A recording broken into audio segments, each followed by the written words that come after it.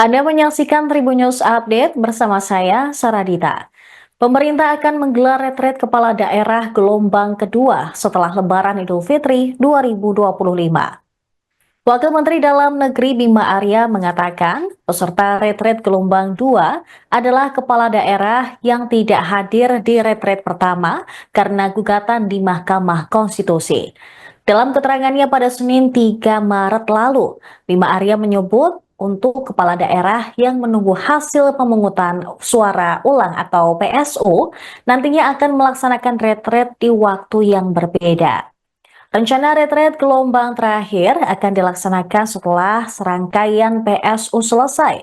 Seluruh pelaksanaan retret gelombang kedua dan kepala daerah dari hasil PSU pada gelombang terakhir akan diadakan di Jakarta.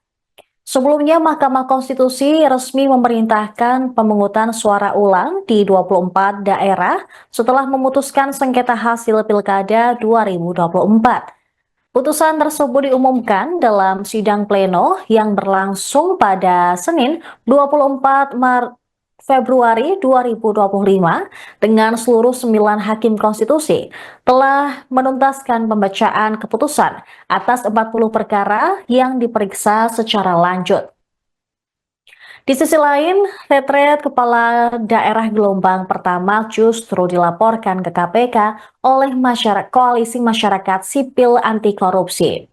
Mereka menduga adanya praktik dugaan korupsi dalam penyelenggaraan retret tersebut di Akmil Magelang, Jawa Tengah pada 21 hingga 28 Februari. Menurut Koalisi Masyarakat Sipil Anti Korupsi, dalam penyelenggaraan retret ini diduga ada konflik kepentingan yang terjadi. Mewakili koalisi, dosen hukum tata negara Universitas Andalas, Ferry Amsari menjelaskan, pelaksanaan retret diduga melanggar ketentuan dan aturan perundang-undangan. Sejumlah kejanggalan ditemukan dalam penyelenggaraan retret kepala daerah, seperti penunjukan PT Lembah Tidar Indonesia sebagai perusahaan yang mempersiapkan retret.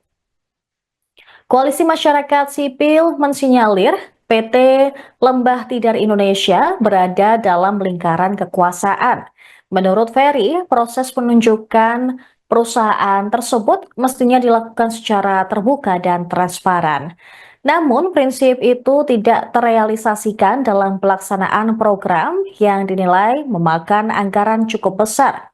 Menanggapi hal tersebut, Wamendagri Bima Arya mengaku siap bila diminta untuk menyampaikan laporan pelaksanaan retret kepala daerah Pilkada 2024.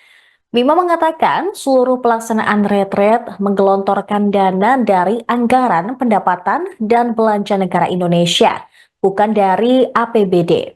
Oleh karenanya, Bima Arya yakin bahwa pelaksanaan retret kepala daerah yang digelar selama seminggu di Magelang dilakukan secara transparan dan bersih dari dugaan korupsi.